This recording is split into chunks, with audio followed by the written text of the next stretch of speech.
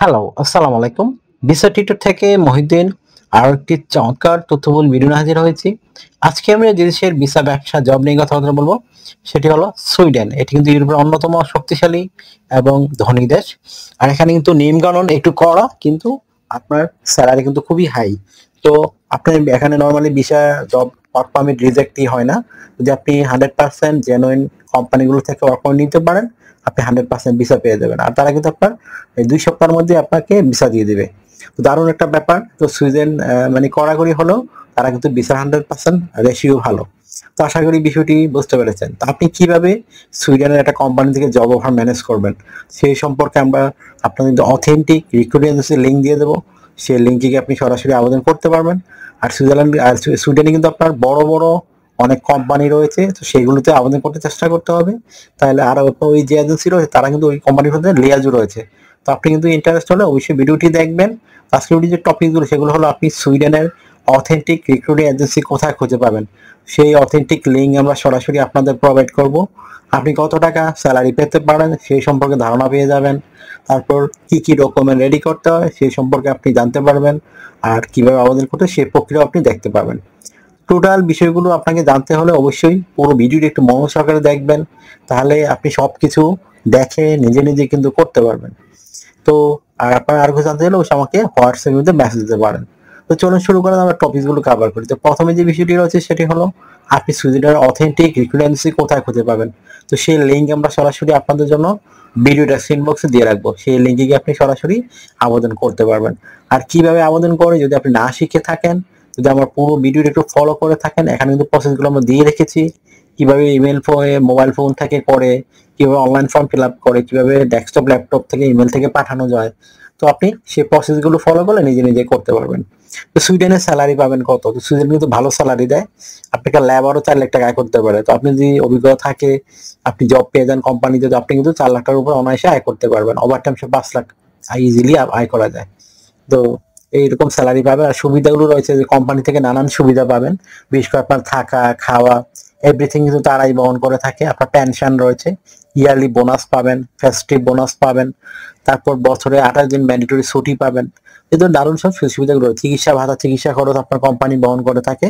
আর আরেকটা প্রবলেম হলো সুইডেনে একটু শীত থাকে, ঠান্ডা বরফ পড়ে। তো আপনার যেহেতু সুইডেন, নরওয়ে, ফিনল্যান্ড এই টাইপের দেশগুলো একটু ঠান্ডাই থাকে, বছরে 3 মাসের মতো গরম থাকে।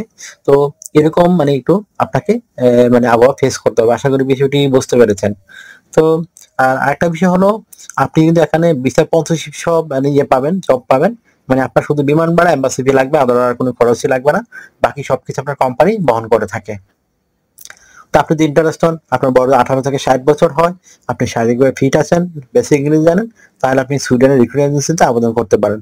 এখানে নানান ধরনের জব রয়েছে, কনস্ট্রাকশন, রেস্টুরেন্ট, তারপর সেলসম্যান, তারপর রয়েছে আপনার ওয়্যার হাউস।